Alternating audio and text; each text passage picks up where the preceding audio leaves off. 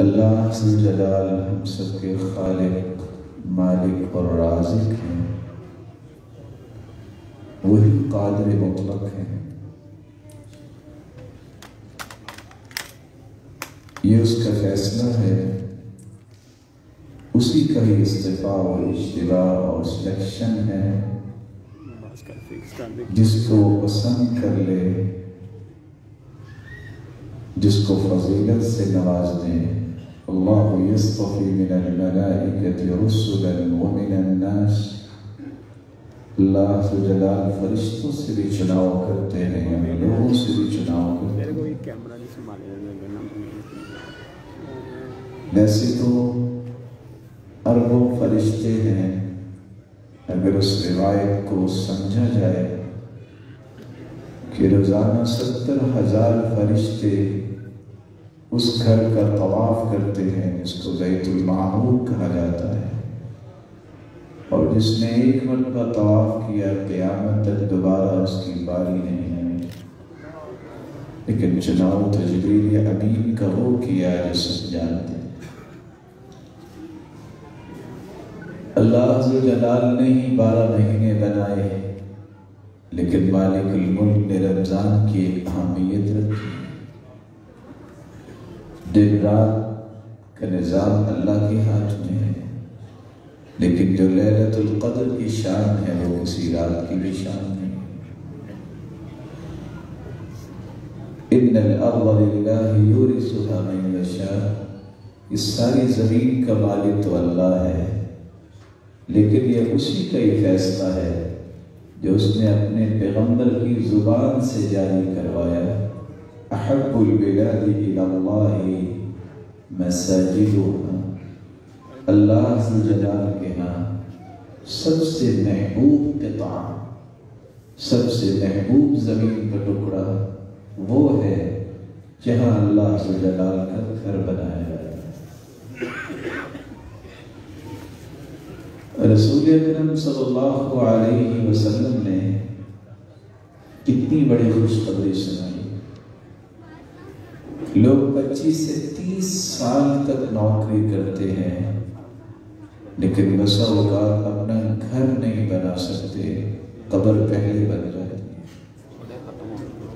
لیکن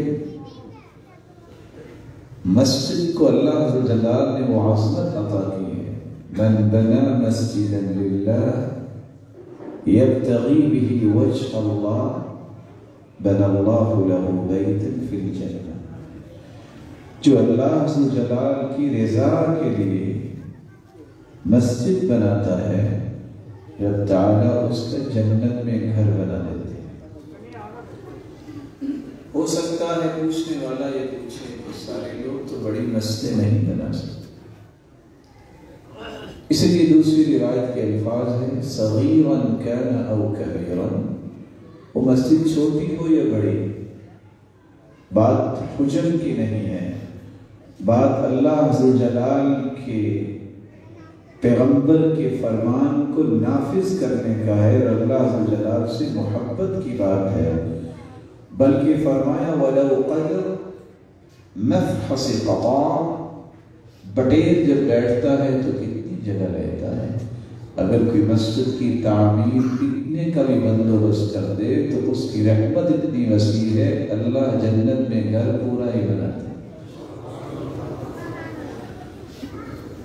آپ بٹیر کی بیٹھک کو چیک کیجئے اور آج کل کی اینٹ کو بھی دیکھیے، زیادہ سے زیادہ آدھی اینٹ۔ اب یہ تو نہیں کہہ سکتے کہ اتنا ہی بٹیر پلا ہوا ہو کہ وہ مرغے جتنا ہو جائے، یہ تو نہیں ہو سکتا۔ اگر ایک اینٹ بھی سمجھ لیں تو آپ اس کے سارا میٹیریل بھی شامل کریں کنسٹرکشن کا، تو کتنے کی آئے گی اینٹ؟ اگر آج 10 سے 11 روپے کی ہے تو آپ اتنے ہی اوپر لگا لیں، 20 روپے پہ بچہ راضی نہیں ہوتا۔ لیکن میرے رب کی رحمت دیکھیے، جو صدق دل سے اللہ کے گھر میں اتنا بھی ڈال دیتا ہے حصہ، رب تعالیٰ اس کا بھی جنت میں پورا گھر بناتا ہے۔ بلکہ صحیح اور جامع کی روایت تو اس سے بڑی خوشخبری سناتی ہے، او اقل من ذلك، اس سے بھی چھوٹی جگہ لکھنے والے کتنا خوبصورت لکھتے ہیں کہ جس دن مسجد کی پہلے اینٹ رکھی جاتی ہے، مسجد بعد میں مکمل ہوتی ہے، اس میں شریک ہونے والوں کے گھر اسی دن ہی تیار ہو جاتے ہیں۔ آپ نے کیسے لکھ دیا؟ یہ حدیث کہہ رہی ہے وَلَوْ قَدْرُ مَفْحَصِ قَطَعَ، اگر اتنی جگہ سے گھر بنتا ہے تو اس سے تو زیادہ اینٹیں رکھی گئی۔ وَإِنَّ اللَّهَ قَدْ أَوْقَعَ أَجْرَهُ عَلَى قَدْرِ نِيَّتِهِ، اللہ تو نیتوں پہ فیصلہ کرتے ہیں، جس دن نیت ہوگی اللہ کے فیصلے تو جاری ہو گئے۔ پھر جب مسجد بنتی ہے پھر تو درجات کی بلندی ہے، اس لیے یحییٰ بن معاذ رحمہ اللہ کہا کرتے تھے کہ اللہ تعالیٰ کی یہ فیصلے ہیں، ما اعرف حب، میں نے زندگی میں ایسا دانہ نہیں دیکھا کہ جو اللہ کی راہ میں بطور صدقہ دیا جائے، تزن عند اللہ، اللہ کے ہاں جب اس کا وزن ہوگا تو وہ پہاڑ جتنا ہوگا۔ کس وجہ سے؟ اس کی رضا حاصل کرنے کے لیے۔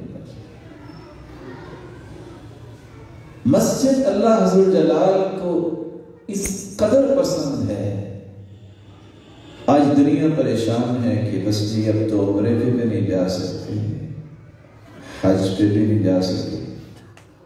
میری اور آپ کی نیت میں اگر خلوص آ جائے تو یہ سارے کے سارے ذوق اور ساری تمنائیں پوری ہو سکتی ہیں۔ رسول اللہ صلی اللہ علیہ وسلم نے فرمایا، جب انسان گھر سے من خرج من بیتہ متطہرا، باوضو ہو کے گھر سے جب انسان نکلتا ہے تو اللہ عز و جلال کی رحمتیں نازل ہونا شروع ہوتی ہیں۔ کس طرح؟ ساری دنیا اپنے گھر سے نکلتی ہے، جو ہی قدم وہ اٹھتا ہے یا اٹھاتا ہے، جب قدم اٹھاتا ہے اللہ عز و جلال اس قدم کے بدلے تحط عنہ خطیئہ وترفع بها درجہ، ہر قدم کے بدلے گناہ بھی معاف ہوتے ہیں، درجے بھی بلند ہوتے ہیں۔ کتب اللہ له بكل خطوة 10 حسنات، تیسری روایت کے الفاظ ہیں کہ ہر اٹھنے والے قدم پر رب تعالیٰ اسے 10 نیکیوں سے نوازتے ہیں۔ اور حیرانگی کی بات یہ ہے، رسول اللہ صلی اللہ علیہ وآلہ وسلم نے فرمایا، جو شخص باوضو ہو کے مسجد میں جاتا ہے فَأَجْرُهُ كَأَجْرِ الْحَاجِّ الْمُحْرِمِ، جب وہ واپس آتا ہے تو اجر اسے اتنا ہی ملتا ہے جتنا حاجی احرام باندھ کے حج کرنے آیا تھا اور حج کر کے واپس آیا۔ صحیح ترغیب کی اس روایت کو اگر سامنے رکھا جائے تو ایک دن میں کتنے حج کا ثواب مل سکتا ہے، اور اگر ایک ہفتہ پابندی کر لی جائے تو کتنے حج کا ثواب ملے گا؟ یہ 35 حج کا ثواب۔ آپ اس کو مہینے تک لے جائیں، کس طرح 150 حج کا ثواب لے سکتے ہیں؟ اگر آپ سال کی طرف چلے جائیں تو رب تعالیٰ کی رحمت کتنی وسیع ہے، میری اور آپ کی عقل وہاں تک سفر ہی نہیں کر سکتی جتنی اللہ کی رحمتوں کی وسعت۔ رسول اللہ صلی اللہ علیہ وآلہ وسلم نے یہ بھی فرمایا کہ جب انسان گھر سے نکلتا ہے باوضو ہو کے ثم أتى المسجد لا يريد فيه إلا الصلاة، مسجد میں نماز ہی پڑھنے آتا ہے، إلا تبشبش الله له كما يتبشبش أهل الغائب بطلعته، کسی کا گم ہو جائے اور پھر دوبارہ ملے تو اس کو کتنی خوشی ہوتی ہے، اس شخص کو اتنی خوشی نہیں ہوتی اپنے گم شدہ کے ملنے پر جتنی رب تعالیٰ کو اپنے اس بندہ مومن پہ خوشی ہوتی ہے۔ فهو زائر الله فحق على المزور ان يكرم الزائر. یہ تو اللہ کا مہمان ہے جو وضو کر کے مسجد میں آیا، تو ہر میزبان تو اپنی استطاعت کے مطابق ہی میزبانی کرتا ہے، تو اللہ نے یہ حق رکھا ہے کہ میں اس کی میزبانی کیسے کروں گا. دوسری روایت میں آتا ہے من غدا الى المسجد او راح اعد اللہ له نزلا فی الجنة كلما غدا او راح. اللہ عز و جلال کے گھر میں جو صبح و شام آتا ہے یہ جنت میں جائے گا، لیکن جنت میں اس کے لیے بطور خاص صبح و شام کی مہمانی اللہ تیار ہے. کتنی خوبصورت بات کر رہے تھے ہمارے بہت ہی محترم ڈاکٹر صاحب کہ جس کا دل مسجد کے ساتھ محبت ہو، ایمان ہو، توحید سے لبریز دل ہو، جس کا دل مسجد کے ساتھ لگا ہو، جس دن کوئی سایہ نہیں ہوگا رب تعالیٰ اسے عرش کا سایہ عطا فرمائے. تو میں ہی سوچتا ہوں یہ تو وہ ہوا نا جیسے کہ شراح لکھتے ہیں کہ ایک نماز پڑھتا ہے، دوسری کی انتظار ہوتی ہے کب اذان ہو تو میں مسجد میں جاؤں، اس کو عرش کا سایہ ملے گا. تو جو 24 گھنٹے رہے مسجد میں اس کا مقام کتنا ہوگا، اس کا تعلق کیسا. رسول اللہ صلی اللہ علیہ وآلہ وسلم نے جہاں یہ عظمتیں گنوائی ہیں وہاں ایک ہی حدیث میں اس مسجد کا پیغام بھی لوگوں تک پہنچایا ہے. اور وہ پیغام کون سا ہے کہ مسجد آباد کیسے ہوتی ہے، مسجد آباد کرنے کا طریقہ کیا ہے، میری اور آپ کی ذمہ داری کیا پھر بنتی ہے. سب سے پہلے ذمہ داری رسول اللہ صلی اللہ علیہ وآلہ وسلم نے امت کو یہ خوشخبری بھی سنائی ہے اور تاکیدی حکم بھی دیا ہے من صلی للہ 40 یوما فی جماعہ یدرک التکبیرۃ الاولی کتبت له براءتان براءۃ من النار وبراءۃ من النفاق. جو 40 دن باجماعت نماز پڑھتا ہے اسے 2 براتیں ملتی ہیں، ایک تو منافق نہیں ہوگا، دوسرا جہنم سے وہ آزاد ہوگا. مسجد آباد اس وقت ہوتی ہے جب باجماعت نماز پڑھی جائے اور باجماعت نماز پڑھانے کی دعوت دی جائے. رسول اکرم صلی اللہ علیہ وسلم کے پاس صحابی آئے عبداللہ ابن ام مکتوم رضی اللہ تعالی. صحیح مسلم کی روایت ہے 3 عذر انہوں نے پیش کی. یا رسول اللہ صلی اللہ علیہ وسلم انی رجل ضریر البصر، سرتاج رسول نبینا ہوں،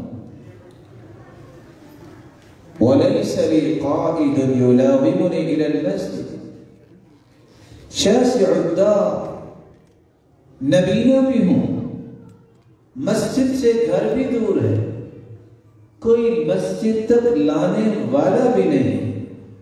وَهَلْ تَجِدُ لِي رُخْصَةً أَنْ أُصَلِّيَ فِي بَيْتِي. اللہ کے پیارے پیغمبر اجازت ہے میں گھر نماز پڑھ سکتا ہوں.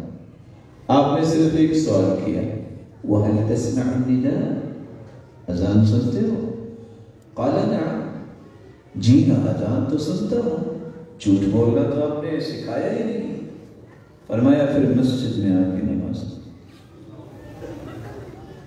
ایک دوسری روایت کے الفاظ ہے صحابی پھر آئے کہ یا رسول اللہ صلی اللہ علیہ وسلم ان بین بیتی ومسجدی نخلا والشجرا، میرے گھر اور مسجد کے درمیان کھجور کے تنے بھی ہیں، جھاڑیاں اور درخت بھی ہیں. میں نبینا انسان ہوں، اگر اندھیرے میں نکلوں کسی درخت سے ٹکرا جاؤں تو اب بھی اجازت نہیں کہ میں گھر میں پڑھوں.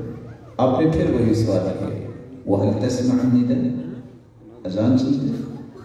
قال نعم، اذان تو سنتا ہوں. فرمایا پھر مسجد میں آ کے نماز.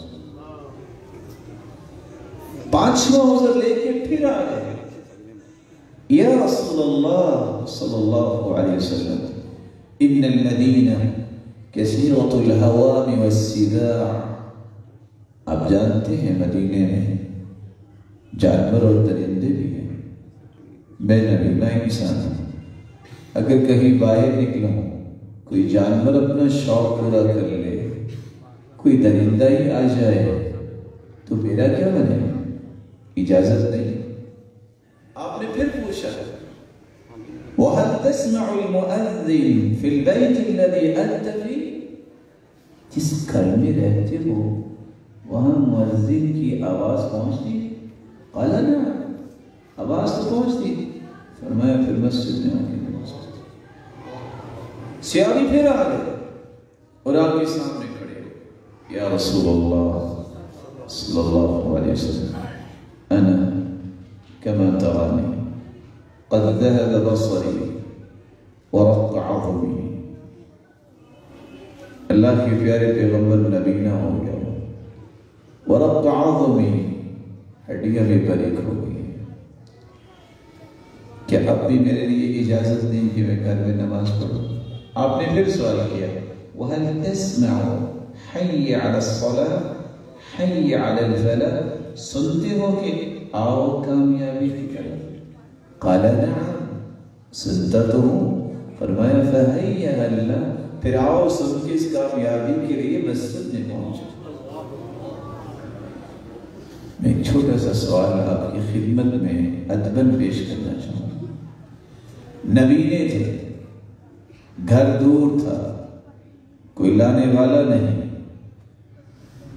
رستے میں درخت اور جھاڑیاں ہیں، جانور بھی ہیں، اور پھر ہڈیاں باریک ہو چکی ہیں، ان کو تو اجازت نہیں ملی کہ وہ گھر میں نماز پڑھیں۔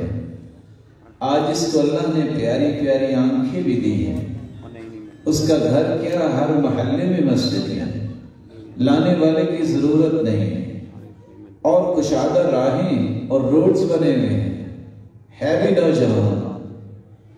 یہ 7واں کون سا عذر پیش کر کے قیامت کے دن اپنے آپ کو بچائے گا جو پھر بھی گھر میں نماز پڑھتا ہے؟ مسجد آباد تب ہوگی کہ مسجد کو آباد کرنے کے لیے 5 نمازوں کو باجماعت ادا کیا۔ میں آج سعید بن مسیب کہاں سے ڈھونڈ کے لاؤں جو کہا کرتے تھے لوگوں 50 سال ہو گئے، مؤذن اذان بعد میں کہتا ہے، میں پہلے صف میں بیٹھا ہوتا ہوں۔ ابن سماع کہاں سے آئے جو کہا کرتے تھے 40 سال ہو گئے ہیں میں نے کوئی نماز بغیر جماعت کے نہیں پڑھی۔ سلیمان بن مہران الاعمش آج کہاں سے ڈھونڈے؟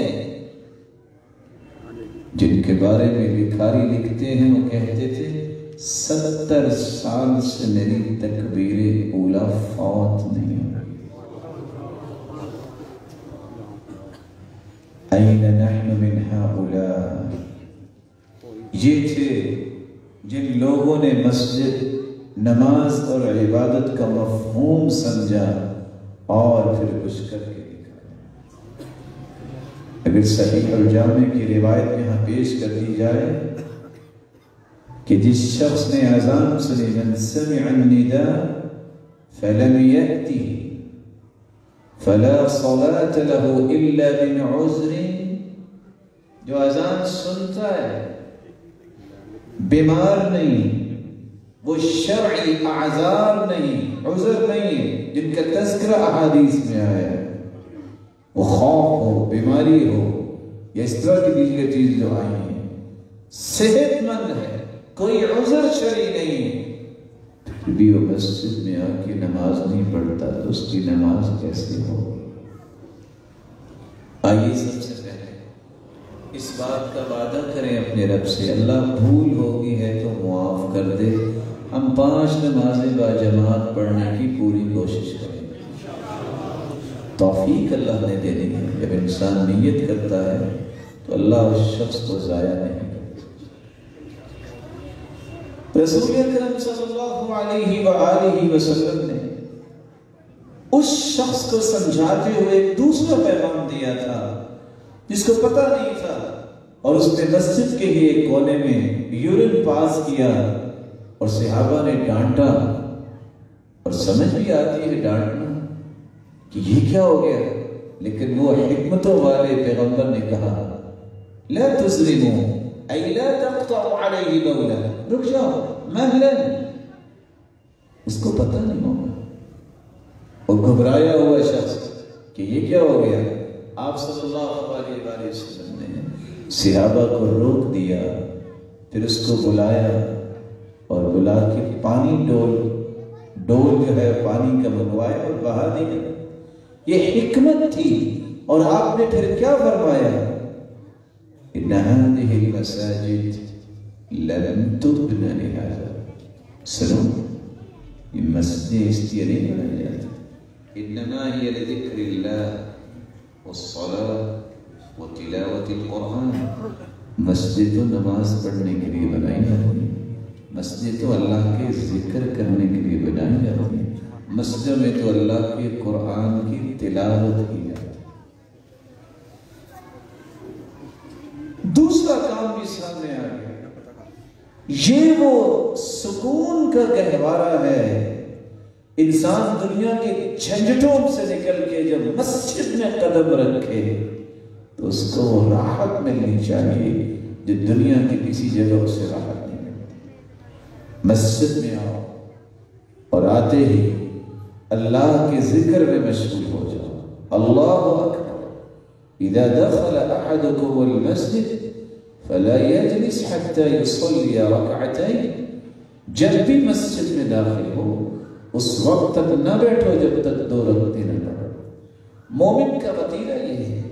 اور امام غزالی کہا کرتے تھے اگر دیکھنا ہو کون کیا ہے، کبھی مسجد کے دروازے پہ کھڑے ہو جائے. جو نقش و نگار کا شوقین ہے وہ مسجد میں داخل ہو کر پہلے دائیں بائیں دیکھے گا. کوئی لکڑی اور قالینوں کا شوقین ہے وہ سب سے پہلے اس کی نظر ادھر جائے. لیکن کسی اللہ والے کو دیکھنا ہے تو مسجد میں داخل ہوتے بھی دعا پڑھے گا اور سنت کے مطابق قدم رکھے گا دایاں اور آتے کہے گا اللہ اکبر. یہ ہے جس کو اللہ نے پسند کر لیا اور توفیق سے نوازا.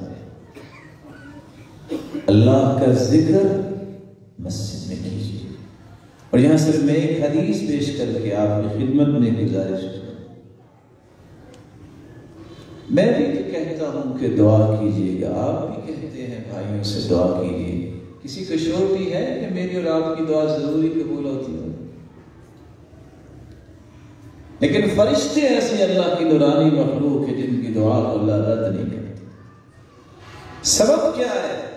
فرشتے اس وقت تک دعا کرتے ہی نہیں ہیں جب تک اللہ کا حکم نہ ہو، اور اللہ عز و جلال اس وقت تک حکم دیتے ہی نہیں ہیں جب تک اپنے بندے پر راضی نہ ہو جائے. جس بندے پہ اللہ راضی ہو گیا پھر اس نے فرشتوں سے کہا کہ دعا کرو، پھر اللہ قبول کیسے نہیں کرے گا؟ اور پھر فرشتوں کی تعداد بھی اتنی ہو، ایک فرشتے کی بات نہیں. والملائكة يصلون على أحدكم ما دام في مجلسه الذي صلى فيه تقول الملائكة اللهم اغفر له اللهم ارحمه اللهم تب عليه ما لم يخزي وما لم يحدث. جو فرض نماز پڑھ کے اپنی جگہ پہ بیٹھ کے اللہ کا ذکر کرتا ہے اپنے مصلی میں جہاں آپ کے قدم ہیں، جہاں آپ نے سجدہ دیا ہے، یہ آپ کی جگہ ہے. جب تک بیٹھ کے آپ ذکر کرتے رہیں گے، ایک نہیں 1000 نہیں، صحیح بخاری کی دوسری روایت کو ساتھ ملا لیجیے. ان للہ ملائکۃ سیارۃ فضلاء. اللہ کے کچھ ایسے فرشتے ہیں جو موبائل فرشتے ہیں. یبتغون مجالس الذکر، وہ اللہ کا جہاں ذکر ہو رہا ہوتا ہے ایسی مجلسوں کی تلاش میں نکلتے ہیں. وہ فرشتے آتے ہیں.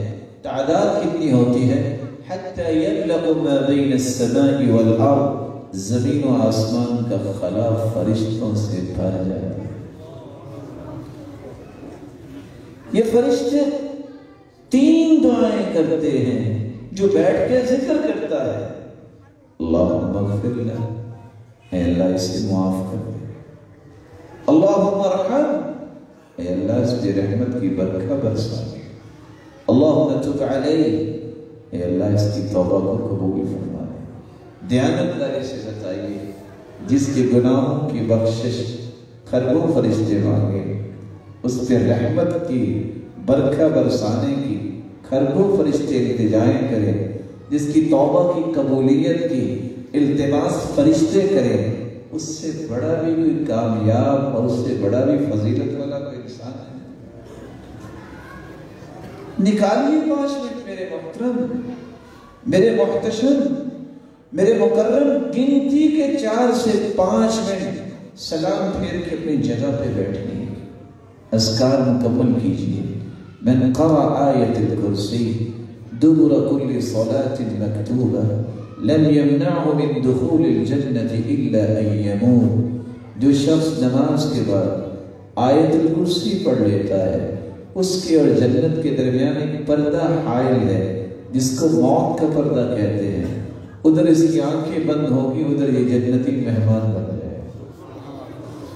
من سبح اللہ 33 وحمد اللہ 33 وکبر اللہ 34، جو 33 مرتبہ سبحان اللہ پڑھ لے، 33 مرتبہ الحمدللہ پڑھ لے، 34 مرتبہ اللہ اکبر پڑھ لے، یا 33 مرتبہ پڑھ کے 100 کا عدد مکمل کرتے ہوئے لا الہ الا اللہ وحدہ لا شریک لہ لہ الملک و لہ الحمد یحیی و یمیت وہو علی کل شیء قدیر پڑھ لے، 3 سارے دن کی تھکاوٹ ہو، یہ پڑھ لیں، جسم میں تازگی بھی آئے گی اور قوت بھی آئے گی۔ یہ خادم خدمت گزار سے یہ زیادہ اچھا نسخہ ہے۔ ذهب اہل الدثور بالاجور، صحابہ شکایت لے کے آئے، اللہ کے پیارے پیغمبر، مال والے تو اجر لے، حج بھی کرتے ہیں، عمرہ بھی کرتے ہیں، جہاد بھی کرتے ہیں، صدقہ بھی کرتے ہیں، ان کے پاس مال ہے، ہم کیا کریں؟ کوئی نسخہ بتائیں کہ اجر میں ہم بھی ان جیسے بلند ہو جائیں، ان کا کمال تھا سوچ کا بھی۔ انہوں نے یہ نہیں نسخہ پوچھا کہ کوئی لائن ہی بتا دیں ہمارا بھی اتنا مال ہو جائے۔ آپ نے فرمایا اچھا تو نماز کے بعد یہ پڑھا کرو۔ نماز پڑھی، صحابہ بیٹھ کے پڑھنا شروع ہو، مالدار صحابہ جانے لگے، کہتے کیسے بیٹھے ہو؟ کہتے اللہ کے رسول نے بتایا، وہ بھی بیٹھ گئے، کہ اللہ کے رسول نے تو کام اور ہو گئے، جو کام آپ نے ہمیں بتائے تو وہ بھی کرنے لگ گئے۔ تو فرمایا ذالک فضل اللہ یؤتی من یشاء، یہ تو اللہ کا فضل ہے جس کو عطا کرے۔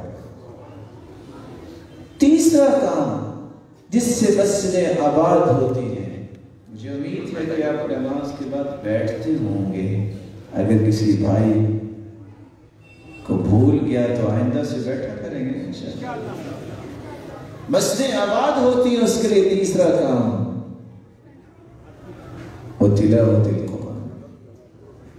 جس مسجد میں صبح و شام قرآن و حدیث کی تعلیم نہیں ہوتی وہ کبھی زندہ مسجد نہیں۔ یہ وہ قرآن ہے، یہ وہ دستور حیات ہے جس کو پڑھنے سے ہی انسان کی زندگی کے زاویے درست ہوتے ہیں، انسانی رویوں کی نوک پلک درست ہوتی ہے۔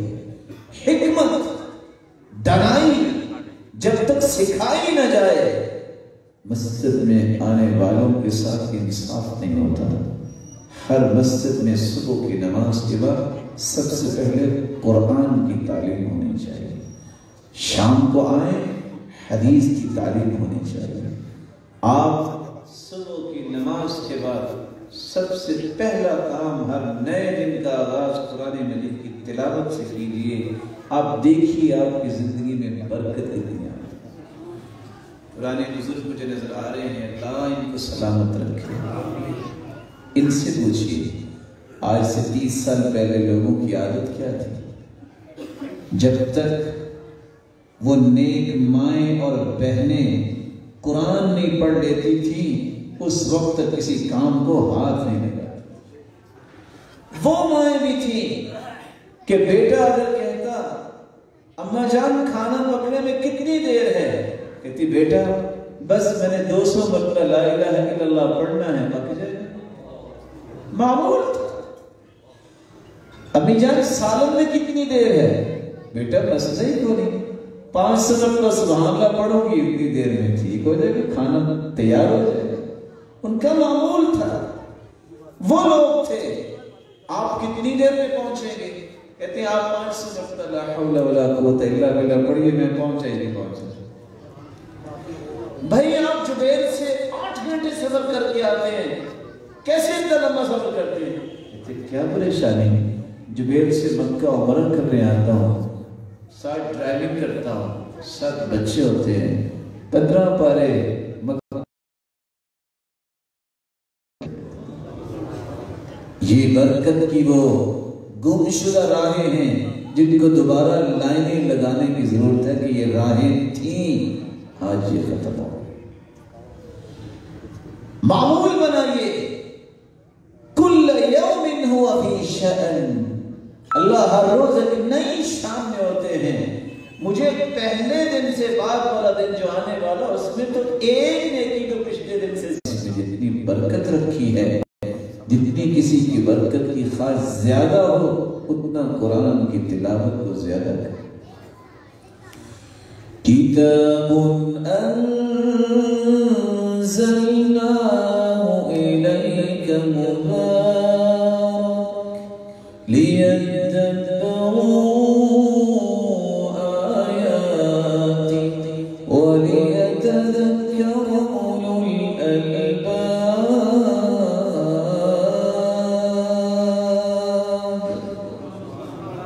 یہ برکتوں سے لبریز کتاب ہے، لیکن برکتیں پڑھنے سے ملتی ہیں، برکتیں سمجھنے سے ملیں گی۔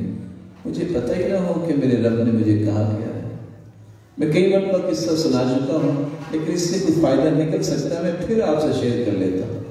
وہ ایک ہمارے بھائی تھے، امریکہ رہتے تو وہ آئے ملنے کے لیے، کہتے جی میں آپ سے ایک قصہ شیئر کرنا چاہتا ہوں۔ میں نے کہا جی کریں۔ کہتا مجھے بڑا ذوق تھا کہ میں بڑا اسلام کا چیمپئن ہوں۔ وہ ایک طرف نماز پڑھ رہے تھے تو کچھ گورے آ گئے، تو سلام جب پھیرا تو کہتے تھے کہ آپ کیا کر رہے ہو؟ تو ہم نے کہا نماز پڑھ رہے۔ کہتے وہ کیا ہوتی ہے؟ تو بھی اللہ کی عبادت۔ کہتے یہ آپ لائن بنا کے کھڑے تھے، ایک آگے تھا، یہ کچھ بول رہا تھا، یہ کیا کہہ رہا تھا؟ میں کہا قرآن پڑھ رہا تھا۔ کہتے کیا پڑھ رہا تھا؟ تو مجھے ترجمہ نہیں آتا تھا، تو میں نے اپنے اوپر سے بوجھ اتارنے کے میں نے کہا اچھا آپ کو نا یہ جو لیڈ کر رہا تھا اس سے بات کرواتا ہوں، امام سے ملایا۔ کہتے آپ کیا کر رہے تھے؟ کہتے اللہ سے باتیں کر رہے تھے۔ اچھا کیا کر رہے تھے؟ کہتے ترجمہ اس کو بھی کیا۔ تو وہ کہکا لگا کے کہتے ہیں عجیب مسلمان قوم ہے، رب سے باتیں بھی کرتی، یہ بھی پتہ نہیں کیا کرتی۔ یقین مانیے یہ ایک لمحہ فکریہ ہے۔ میں نے بیچلر کے امتحان دینا ہو، میں نے بی اے کرنا ہو، 500 ایڈیمز یاد کرتا ہوں، سملر ورڈ، اتنی لمبی صدریاں۔ یہ کیسا انسان ہوں کہ میرے پاس اتنی بھی قرآن مجید کی آیات کا ترجمہ مجھے نہیں آتا کہ میں پڑھتے وقت دیکھوں کہ میں رب سے بات کیا کر رہا ہوں۔ یہ کون سکھائے گا؟ یہ ذمہ داری ہے۔ ہر روز صبح کی نماز کے بعد میں زیادہ نہیں کہتا 3 آیتوں کا ترجمہ، 10 آیتوں کا ترجمہ، یہ عادت بنائیے۔ تعجب ہے پاکستان میں جتنے لوگ ہیں وہ امریکن سکول ڈھونڈتے ہیں، امریکہ میں رہنے والے کہتے ہیں وہ دینی سکول مل جائے، کہتے ہیں بچے پڑھے لندن میں بڑے صحابی، کمال نہیں۔ جب تک ان کو قرآن نہیں آئے گا، انبیاء اور رسل اور صحابہ کے قصص نہیں آئیں گے کہ وہ کون ہستیاں تھیں، یہ کیسے اس کو رول ماڈل سمجھیں گے، کیسے اس کو اپنا آئیڈیل بنائیں گے؟ قرآن کو پڑھیں گے۔ میں یہ نہیں کہنا چاہتا جو لوگ کہہ دیتے ہیں نا قرآن کا ترجمہ نہ پڑھنا، وہ میں ایک دن سن رہا تھا، میں تو حیران ہی رہ گیا۔ ہمارے پاس بھی کچھ زیادہ علم تو نہیں، 2-4 لفظ ہیں، لیکن وہ سمجھے تو میں حیران ہی رہ گیا۔ کہتا ہے قرآن، اللہ نے قرآن کا خلاصہ سورۃ الفاتحہ میں رکھا ہے، سورۃ الفاتحہ کا خلاصہ سورۃ الفاتحہ کی بسم اللہ میں رکھا ہے، بسم اللہ کا خلاصہ بسم اللہ کی با میں رکھا ہے، اور با کا خلاصہ بسم اللہ کی با کے نقطے میں رکھا ہے، اور ایک نقطے کو سمجھنے کے لیے 100 اونٹ قربان کرنے پڑتے ہیں۔ اس کا مطلب ہے کہ پوری امت بغیر سمجھے ہی مرے گی۔ کس کے پاس 100 اونٹ؟ اس قدر ظالم لوگ اور قرآن سے دور کرنے والے۔ قرآن کہتا ہے وَلَقَدْ يَسَّرْنَا الْقُرْآنَ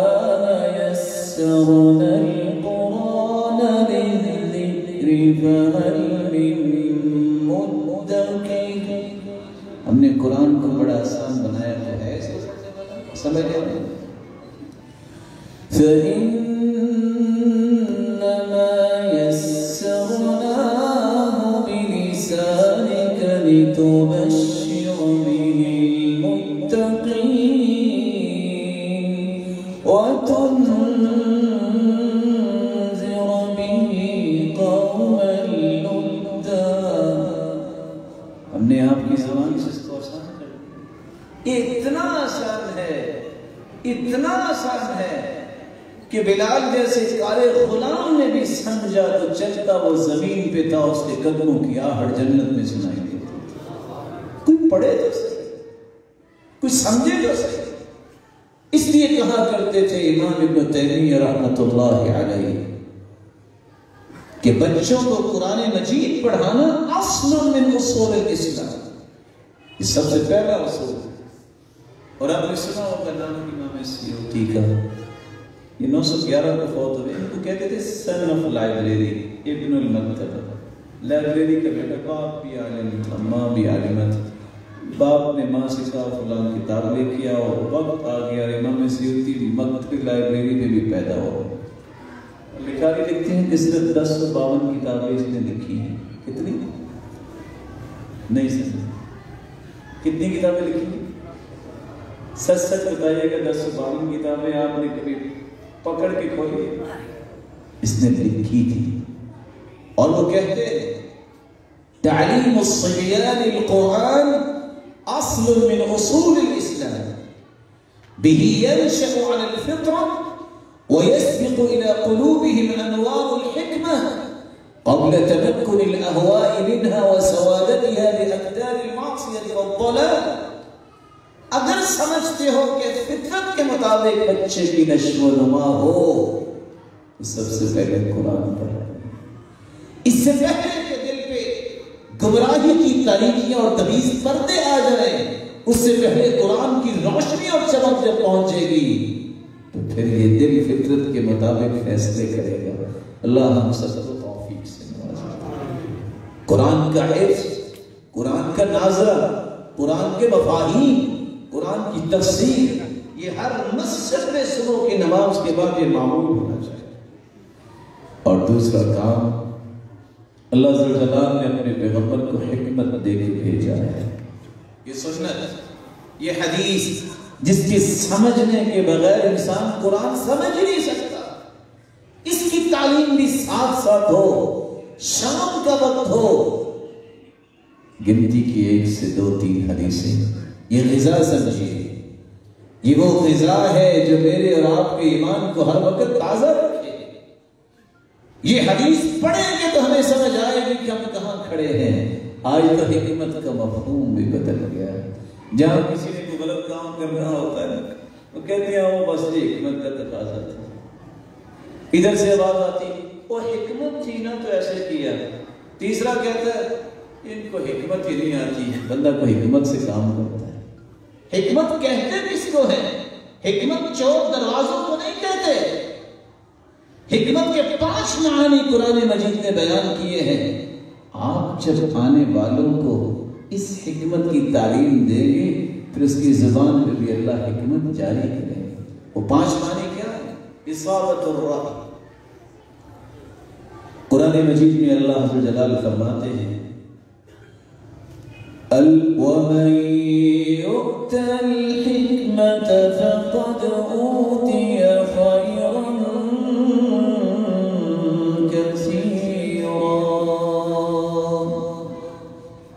جس کو اللہ نے صحیح ترین رائے دے دی، اصابت الرأی، وہ رائے جو اللہ عز و جل کے ہاں مقبول ہوگی، وہ قرآن و حدیث کی روشنی میں رائے ہو، تب وہ حکمت کہلاتی ہے۔ حکمت کا مطلب ہے الفہم والبصیرہ، العقل الراجح، بصیرت کی بات ہو، اس کو حکمت کہتے ہیں۔